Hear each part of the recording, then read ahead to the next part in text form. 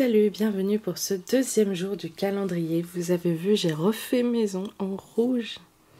Oui, je me suis dit, allez, ça fera un peu ambiance, presque Noël, avec tout le rouge qu'il y a sur ce calendrier. Voilà. Donc, on va ouvrir tout de suite cette deuxième case de calendrier. Je ne vais pas refaire tout le blablabla de la dernière fois. Je voulais juste vous montrer, voilà, un personnage de conte. On voit Réponse ici avec ses longs cheveux qui tombent. Voilà. C'était le petit point du matin. Moi, il est 10h passées. Je viens juste de me lever quand je vous fais ça. Je me suis préparée, je me suis habillée. Je suis allée ouvrir les volets. Non, j'en ai oublié, c'est pas grave. Et je vous ouvre cette petite case. Donc, on avait ouvert la première hier qui était du coup le dragon et qui était le thé Earl Grey Anastasia. Donc, bergamote, citron et je ne sais plus quoi. Et aujourd'hui, le numéro 2 qui est du coup ici dans la petite tasse. Allez, c'est parti. Donc, je le redis une toute dernière fois, mais je ne le redirai pas à chaque vidéo.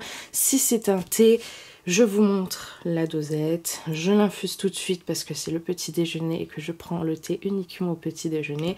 Si c'est une infusion, je vous montre ce que la case contient, mais je ne l'ouvrirai et je ne l'infuserai que l'après-midi pour après manger ou au goûter. Voilà, je vous montrerai uniquement, après je vous reprendrai uniquement l'après-midi. Voilà. Et je ne redirai pas à chaque fois. Et il y aura des jours où ce ne sera pas du thé, on verra comment on s'organise. Allez, deuxième case, c'est parti, là encore, voilà. C'est hyper bien protégé, ça n'a pas glissé, je suis hyper fan de ce calendrier. Et c'est une infusion. Oui, une infusion de plantes, pommes, saveur orange caramel. Mais je vais me régaler. Donc c'est une infusion, je vous le montre comme ça. Une fois que j'aurai coupé la caméra, je ferai une photo. Pourquoi tu te refermes? Voilà. Je ferai une photo avec mon téléphone pour gagner une trace de ce calendrier. Et du coup, juste après manger, je pense que je me la ferai et je vous filmerai ça à ce moment-là.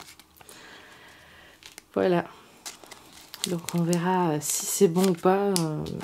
Après, ça je connais pas du tout. Donc je vous dirai si c'est bon. En tout cas, hier, le Anastasia, c'était vraiment très bon. En tout cas, moi, je connais le Anastasia. J'en ai et j'adore. C'est vraiment une infusion que j'aime beaucoup. Bon, allez. Hop, je la pose là. Et je vous retrouve pour la suite plus tard, du coup. Allez, en bonus, vu que pour l'instant ça n'a pas duré très longtemps, on va chercher un autre personnage de conte. Allez, là sur la lune il y a un petit renard, ça pourrait être Rookie. Voilà, de Roxy Rookie. Allez, à tout de suite. Alors, je reviens vers vous tout de suite, c'est toujours le petit déjeuner, voilà.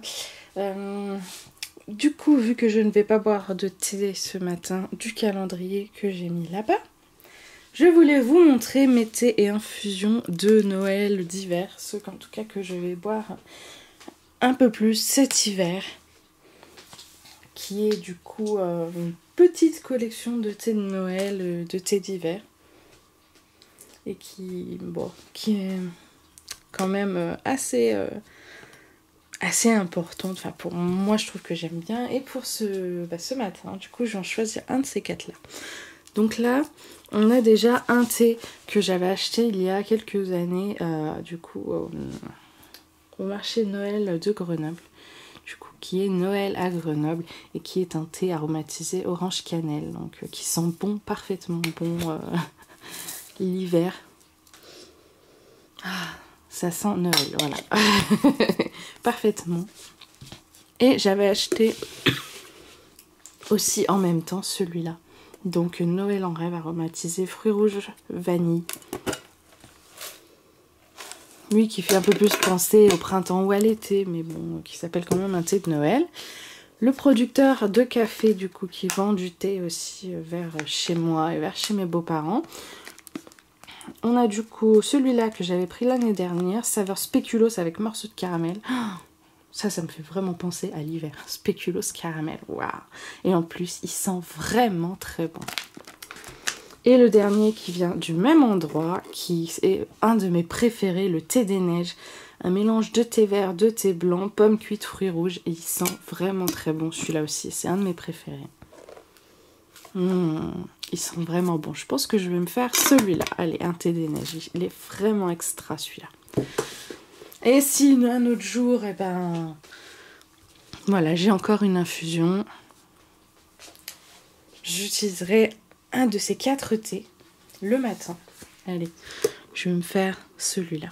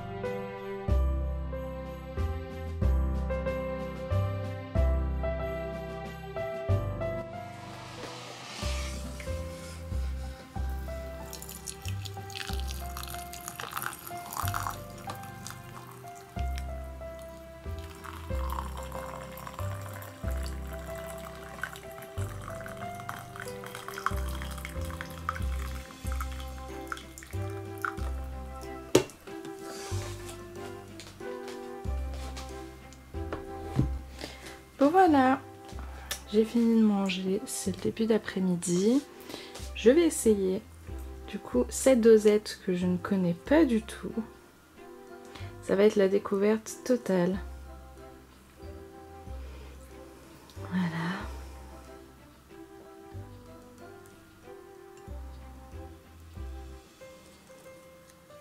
Hop. Parfait. Donc, je vous la remontre. Moi je l'ai vu ce matin, mais vous, ça fait pas longtemps. Voilà, c'est Feel Zen, mélange de plantes et pommes, saveur orange caramel. Bon, ben on verra si c'est bon. Donc une infusion, c'est 5 minutes. Voilà. Je vais attendre un petit peu que ça infuse, que ça refroidisse, et puis... je vous reprends juste après. Ça y est, alors j'ai fait infuser, j'ai laissé refroidir, j'ai goûté. Franchement, déjà c'est assez sombre. Alors je sais pas si c'est les plantes ou la pomme qui fait cet aspect très sombre. Mais c'est vachement bon. C'est léger. C'est fruité un peu. C'est parfait pour une petite infusion après repas. Je suis très contente d'avoir gardé ça. Par contre, je suis persuadée que dans les plantes, là... je sens quelque chose, à mon avis, dans les ingrédients. Il doit y avoir un peu de menthe ou de réglisse. C'est un goût que j'aime pas, en tout cas. Moi, j'aime pas trop la menthe ni le réglisse, mais je sens un arrière-goût tout petit de quelque chose que j'aime pas. Donc, il doit y avoir sûrement du réglisse dedans. S'ils mettent du réglisse un peu partout. Mais ça va, c'est pas trop fort encore. C'est très très bon. Donc, voilà, je suis assez satisfaite. En tout cas... de cette infusion.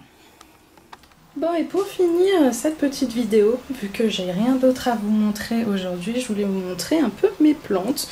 Donc on avait une première ramification ici et une deuxième ici. Voilà. Elle fait une tige là et une tige là. Là, il y a les fleurs de mon Kalanchoe laxiflora. Vous voyez que celle-là, elle commence à s'ouvrir un peu. Là, c'est pareil, tous ces petits trucs là au milieu qui poussent. Donc ça, c'est des hampes florales, c'est pareil, dans lesquelles elle va fleurir. Bah elle est un peu en retard pour son hibernation, la pauvre. Pauvre curcuma. Elle a bien fleuri. Ses fleurs ont bien duré au moins 2 semaines et après ils ont commencé à sécher.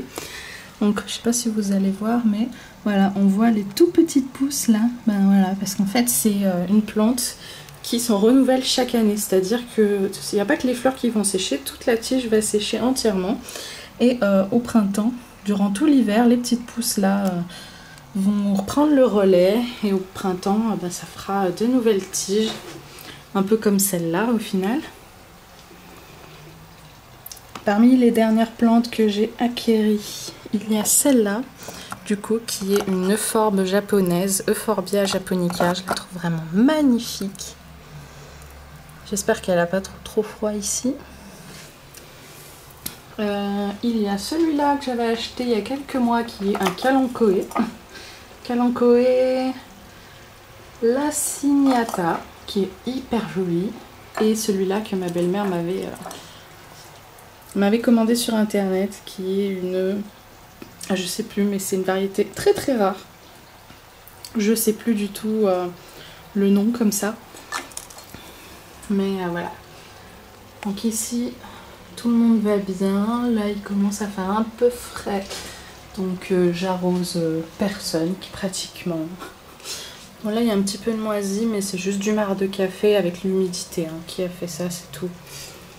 Il faudra que je le gratte pour l'enlever. Il y a cette forbe là que j'avais eue il y a quelques mois qui fait 3 pouces. Je suis vraiment contente. Et lui, du coup, je vous avais montré dans une vidéo plante qui avait commencé à moisir. Elle était dans un pot petit, elle était là. Et je l'avais un peu trop arrosée, elle avait commencé à moisir. Donc là, franchement, je l'ai rempotée.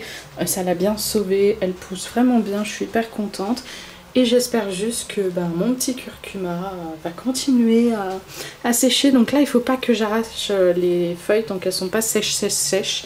Pourquoi? Parce qu'il faut que les rhizomes puissent récupérer tout l'énergie des feuilles pour refleurir au printemps. Donc les rhizomes, c'est quoi? C'est juste des petites boules comme ça qu'il y a sur les racines.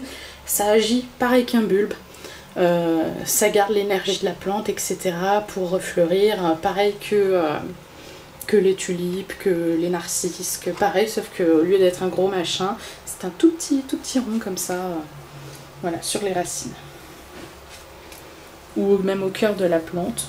Donc là, des pousses. Voilà. Et lui, vous voyez, il paye pas de mine, mais il a fait une petite overdose de mouchillons et de moustiques. Fin août et septembre, donc là, il va bien se reposer parce qu'il l'a bien mérité. Il va pas pousser maintenant, hein. Ça va pas repousser maintenant les nouvelles feuilles parce que c'est la saison froide, hein, vous voyez, il fait 12,4 et encore parce que j'ai ouvert, sinon il ferait un tout petit peu plus chaud. Mais voilà, au printemps il refera des nouvelles feuilles en espérant que celle-là ne meure pas d'ici là. Voilà, donc ici tout le monde va bien. Donc là, il y a lui qui a fleuri, il y a lui qui va fleurir, il y a lui qui va fleurir. J'ai un Echeveria aussi sur l'étagère là-haut qui fleurit chaque année. Et normalement, lui devrait fleurir aussi. Alors, je vais aussi vous montrer. Est-ce que vous voyez le petit bouton floraux au milieu qui commence à pousser? Et oui, ça y est, il fait les... comme les petits choux derrière, hein, il commence à faire la tige de fleurs. Alors les deux autres aussi c'est des kalanchoés, mais je ne sais pas s'ils vont fleurir ou pas, hein, voilà. Voilà, en tout cas c'est tout pour cette vidéo. Je vous retrouve demain pour le 3e jour du calendrier de l'Avent. Et on attendra Noël avec d'autres petites choses. À demain, bisous.